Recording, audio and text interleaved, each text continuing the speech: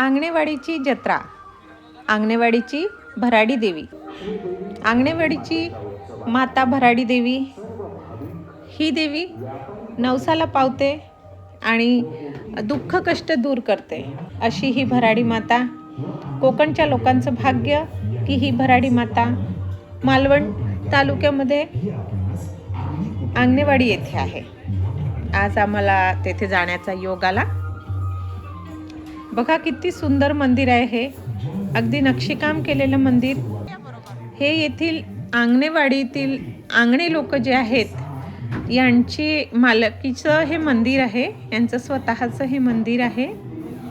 आता आपण देवीचं दर्शन घेऊ. जी जत्रा असते ती 9 फेब्रुवारीला असते. आपण आज मंदिरात गेलो कारण खूप जास्ती गर्दी असते उद्यापासनं. तर इथे सजावटीचं काम सुरू आहे. आम्ही देवीचं दर्शन घेतलं. देवी भराडी माता की जय. बघा ही देवी जी आहे ही पाषाणरूपी देवी आहे. ही पाषाण रूपात इथे प्रकट झालेली देवी आहे. आंगणे यांना ही देवी म्हणजेच की पाषाणावर एक गाय जी होती ती वारंवार आपला पान्हा सोडत असे आणि आंगणेंना ही जेव्हा दिसलं तर रात्री त्यांच्या स्वप्नामध्ये देवीने येऊन सांगितलं की त्या पाषाणातच मी आहे, त्यातून मला काढ. आणि तिथेच मग आंगणे ह्यांनी हे देवीचं मंदिर बांधलं. तर असं हे आंगणेवाडी हे गाव जे आहे ते महाराष्ट्रातील सिंधुदुर्ग जिल्ह्यात आहे. श्री भराडी देवी ही शक्ती स्वरूप देवी मानल्या जाते. कोकणात हिला नवसाला पावणारी, संकट दूर करणारी देवी म्हणून हिचा मान आहे. अनेक भक्तांच्या मताने देवीने अनेक चमत्कार केलेले आहे.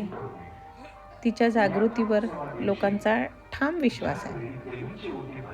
या भराडी देवीची जत्रा उद्यापासून ही जत्रा आहे, म्हणजेच 9 फेब्रुवारी 10 फेब्रुवारी अशी 2 दिवस ही जत्रा असते. आणि ह्या जत्रेसाठी खूप भाविक इथे येतात. महाराष्ट्र, कर्नाटक, गोवा, पुणे इथून भाविक येतात. ही बघा किती दुकानं लागलेली आहेत. भराडी देवीच्या जत्रेमध्ये देवीचा पालखी सोहळा असतो. तसंच मुख्य म्हणजे इथे देवीला कौल लावण्याची प्रथा आहे. देवी प्रश्नांची उत्तरं देते असं मान्यता आहे.